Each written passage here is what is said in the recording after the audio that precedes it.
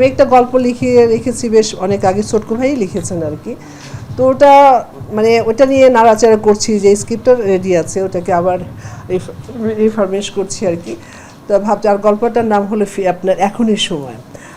এখনই সময়। আর গল্পটা অবশ্যই আপনার একেবারে পারিবারিক জীবনধর্মী গল্প।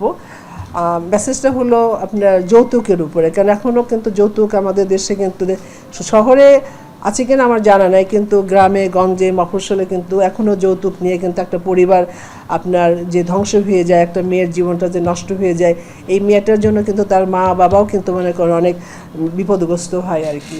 আইনত কিন্তু বারণ আছে, তারপর কিন্তু যৌতুক চলছেই। আমার মূল গল্পটার এটাই হলো আপনার এই যৌতুক বিরোধিতার উপরে। তারপর একটা চলচ্চিত্র করতে গেলে তো অনেক কিছুই থাকবে, হিরো হিরোইন আছে, গান আছে, ড্রামা আছে, সব কিছু আছে। তো ওটাকে নিয়ে আমি এখন ভাবছি।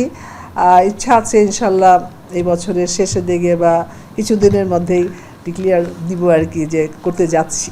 সেপ্টেম্বর অক্টোবরের দিকে চাচ্ছি আর কি করার জন্য, যদি আল্লাহ পাক সব দিকে ঠিক রাখে। অবশ্যই সামনের বছরে ইনশাল্লাহ মুক্তি পাবে ইনশাল্লাহ আর কি।